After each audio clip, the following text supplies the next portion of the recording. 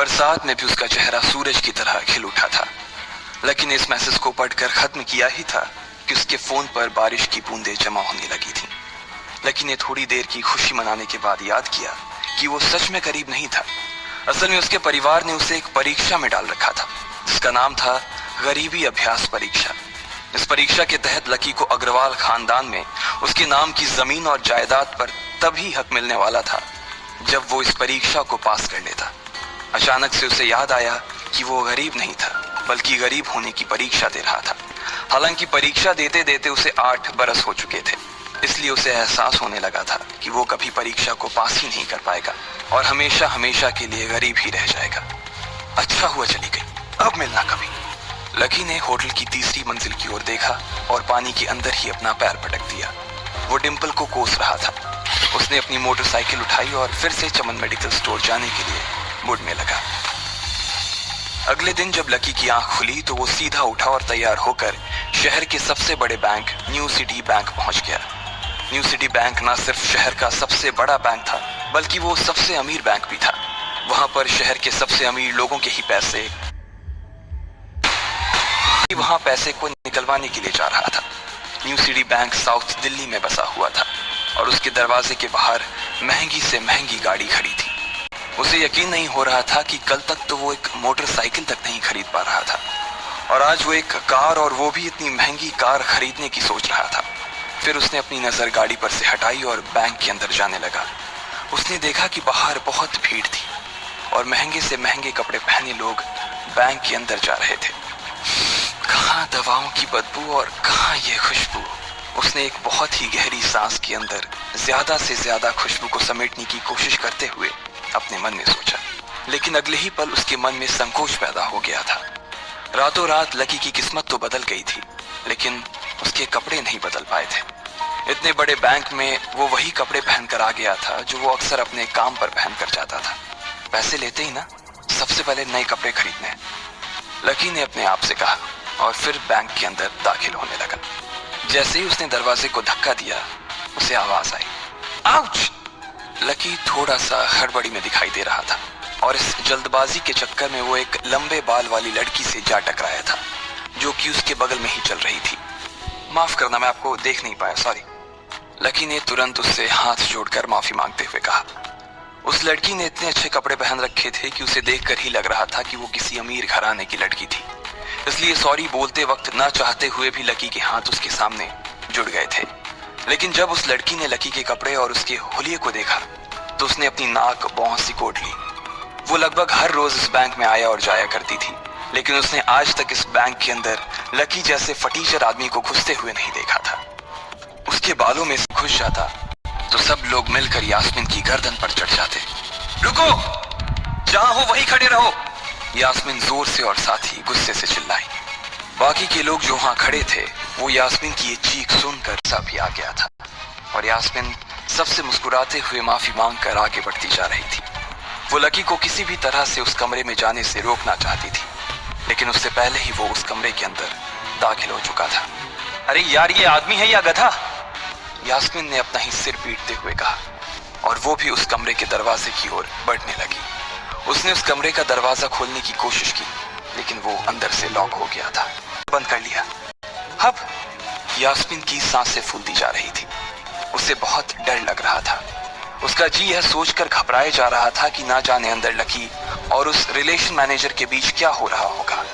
इधर जैसे ही लकी कमरे में दाखिल हुआ, वहां का कस्टमर रिलेशन मैनेजर जो कि सोफे पर फैला हुआ था, वो उसे देखते ही अचानक सीधा बैठ गया। हेलो सर, कैसे हैं आप? उसके मुंह से बिना लकी को देखते हुए ये शब्द निकले। उसे याद था कि इस कमरे में कुछ खास लोग ही आते थे और जो भी आते थे यास्मीन उनके आने की खबर उसे पहले ही दे देती थी। लेकिन इस वक्त जो आदमी उसके सामने खड़ा था, उसे देखते ही वो अपनी जगह पर जम गया था। ना तो वो कहीं से भी वीआईपी लग रहा था और ना ही वो उसका कोई रिश्तेदार था। कौन हो भाई तुम? क्या चाहिए तुम्हें? उस मैनेजर ने 20 साल के जवान लड़के को देखते हुए कहा। मैं यहाँ अपना पैसा लेने आया हूँ। लकी ने सीधे मुद्दे की बात को मैनेजर के सामने रखते हुए कहा। तुम्हारे पास हमारा सुप्रीम कार्ड है? मैनेजर ने उससे ऊपर से नीचे तक देखा और पूछा। नहीं, मेरे पास कोई कार्ड नहीं है, लकी ने कहा। तो फिर हम तुम्हें कोई पैसा नहीं दे सकते। चलो अभी दरवाजा खोलो और सीधा बाहर निकलो, मैनेजर ने कहा और सोफे पर से उठ गया। नहीं, मैं अपना पैसा लिए बिना नहीं जाऊंगा यहाँ से। लकी भी जिद पर अड़ गया। अरे बोला ना, बिना कार्ड वाले को पैसा नहीं मिलता है, और वो भी पैसा होगा तब तो मिलेगा ना, मैनेजर ने उसके करीब आते हुए कहा। अरे पैसा है तभी तो निकालने आया हूं सर, लकी ने कहा। देख, फालतू की बहस मत कर सुबह सुबह, वरना मैं सिक्योरिटी को बुला लूंगा तो वो लोग मार मार कर बाहर निकालेंगे तुझे। लकी यह सुनकर घबरा गया था। मैनेजर के चेहरे का गुस्सा उसे साफ नजर आ रहा था, लेकिन ऐसा भी नहीं था कि वो झूठ बोल रहा था। भले ही उसके पास कार्ड नहीं था, लेकिन इसका मतलब ये नहीं था कि वो अग्रवाल खानदान का लड़का नहीं था। जैसे जैसे मैनेजर उसकी ओर बढ़ता चला जा रहा था, लकी का डर भी बढ़ता जा रहा था। मैनेजर को लग रहा था कि वो कोई संकी था और वो उसे धक्का मारकर बाहर निकालने के लिए आगे बढ़ ही रहा था कि अचानक घबराए हुए लकी के दिमाग में एक आइडिया आया। फिंगरप्रिंट! उसने अपना अंगूठा कमरे में मौजूद उस मैनेजर के सामने उठाते हुए कहा। फिंगरप्रिंट? कौन सा फिंगरप्रिंट? मैनेजर ने चौंकते हुए पूछा।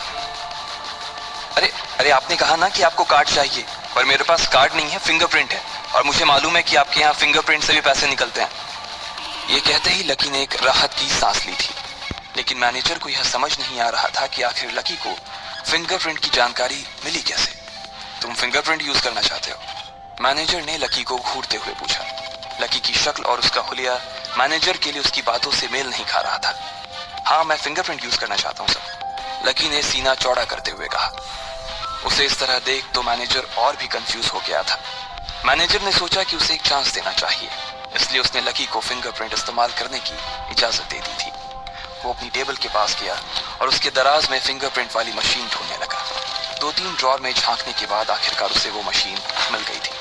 चुपचाप यहाँ पर अपना अंगूठा लगाओ, मैनेजर ने मशीन को आगे बढ़ाते हुए लकी से कहा। लकी ने अपनी फटी हुई पैंट के पिछले हिस्से में अपना अंगूठा पोंछा और फिर उस मशीन पर लगा दिया।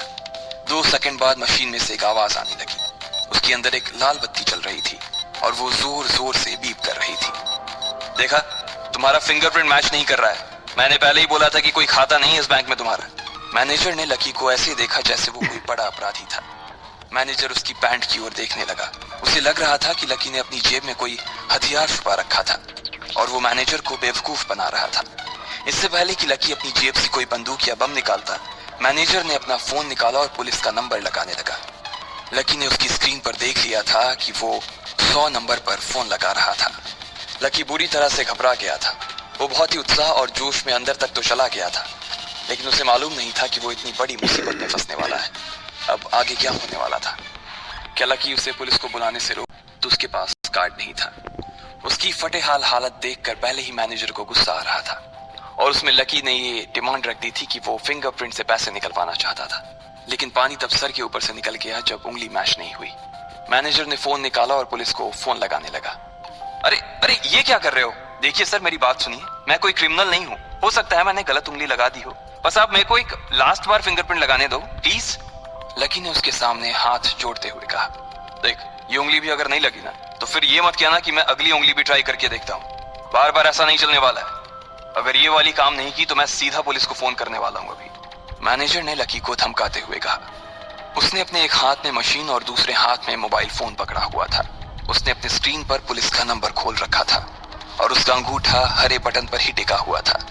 इधर लकी ने अपने सीधे हाथ की उंगली को अपने पैंट से साफ किया और भगवान का नाम लेकर उसे उस मशीन पर लगा दिया।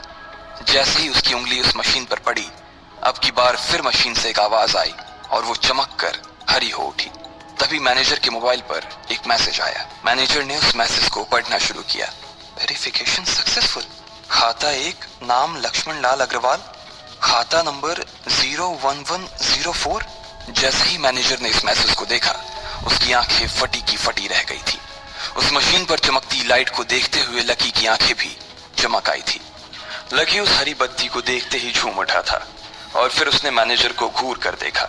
उसके दिमाग में वो सारी बातें चल रही थी जो मैनेजर उसे अभी थोड़ी देर पहले सुना रहा था। इधर मैनेजर ने उसके आगे हाथ जोड़े और खिसिया कर हंसते हुए कहा, लक्ष्मण सर, प्लीज मुझे माफ कर देना सर। मैं इस ब्रांच में नया आया हूँ और इसलिए मुझे मालूम नहीं था कि आप कौन हो। मैं इस ब्रांच का कस्टमर मैनेजर शशिकांत वर्मा हूँ। प्लीज आगे भी मेरा ध्यान रखना सर, प्लीज। Sorry sir. हाँ ठीक है, तो मुझे ये बताओ कि मेरे खाते में कितने पैसे रखे हुए हैं, लकी ने कहा। और वो अब सोफे पर बैठ गया। मैनेजर उसके सामने ही खड़ा हुआ था और उसके खाते की जानकारी अपने फोन पर ही निकाल रहा था। उसने अपने फोन पर इधर उधर कुछ उंगलियां चलाई और बोला, हो गया सर, आपके खाते में इस वक्त 90,80,70,650 रुपए रखे हुए हैं सर। शशिकांत के खुद के होश इतनी बड़ी रकम को देखने के बाद उड़ गए थे। उसे विश्वास नहीं हो रहा था कि इस आदमी के खाते में इतना पैसा भी हो सकता था। लकी की शक्ल देखकर तो यही लग रहा था कि उसकी उम्र 20 से 22 साल से ज्यादा नहीं थी। ऐसे में अगर उसके खाते में इतना सारा पैसा रखा हुआ था तो ये वाकई बहुत बड़ी बात थी। शशिकांत अपने मन में ये सोच रहा था कि दुनिया के 99% लोग ही अपनी पूरी जिंदगी काम करने के बाद भी इतना पैसा नहीं कमा सकते थे जितना कि लकी के खाते में इतनी छोटी सी उम्र में रखा हुआ था। लेकिन लकी ने इधर जब उसके फोन में अपने खाते पर पड़ी हुई जानकारी को देखा तो उसे कुछ अजीब सा लगा। उसे लग रहा था कि उसे तुरंत इतने पैसों के हिसाब से अब अपनी जिंदगी को ढालने की कोशिश करनी शुरू कर देनी चाहिए, वरना उसके साथ वही होने वाला था जो आज बैंक में उसके साथ हुआ था। अरे अरे सर, खाते में पैसे के अलावा और भी चीजें हैं जो मैं आपको बताना चाहता हूँ सर। मैनेजर ने फिर से अपनी फोन पर उंगलियां फिराई और बोला, सर एक तो आपके खाते में एक फरारी जुड़ी हुई दिखा रहा है सर। इसके अलावा आपके खाते में 2 किलो सोने की 100 ईंटें रखी हुई हैं, 5 किलो सोने की 20 ईंटें, पिकासो की 3 असली पेंटिंग है, 20 हीरे हैं 24 कैरेट के और भी बहुत कुछ है सर।